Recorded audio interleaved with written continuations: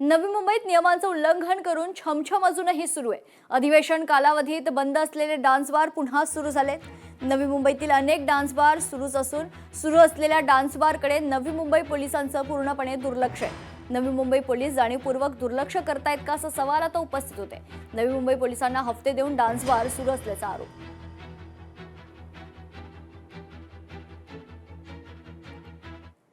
काही ठिकाणी लायसन्सेस त्यांचे आपण सस्पेंड करतो आपल्या कायद्याप्रमाणे, पण असं लक्षात येतं की सस्पेंड झालं, 15 दिवस बंद ठेवला, पैसे पुन्हा भरले की पुन्हा तशाच पद्धतीने ते सुरू करतात। त्यामुळे कालच आम्ही त्याचे आदेश दिलेले आहेत की एकदा सगळ्या निर्णयांची तपासणी करून त्यांना जी काही फेअर सुनावणी असते किंवा प्रिन्सिपल ऑफ नॅचरल जस्टिस असतो याचा एकदा नीट विचार करून 3 वेळा किंवा 5 वेळा असं काहीतरी एक आपल्याला ठरवावं लागेल की जर त्यांचं उल्लंघन झालं तर मात्र मग त्यांना परमनंटली ते बंद करण्याचा कायद्यामध्ये तरतूद करायची। तर त्या संदर्भात काल आमची बैठक झालेली आहे। त्या बैठकीनंतर लॉ अँड ज्युडिशरीला तसं सांगितलंय।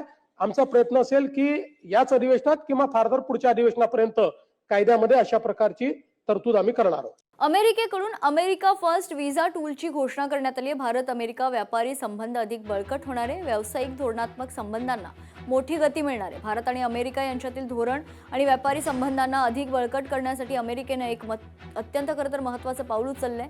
अमेरिकेचे परराष्ट्र मंत्री मार्को रुबियो भारताच्या 4 दिवसीय दौऱ्यावर असताना अमेरिका फर्स्ट व्हिसा शेड्यूलिंग टूलची घोषणा केली आहे। या नव्या सुविधेमुळे दोनही देशांमधील व्यावसायिक आणि धोरणात्मक संबंधांना मोठी गती मिळण्याची शक्यता आहे।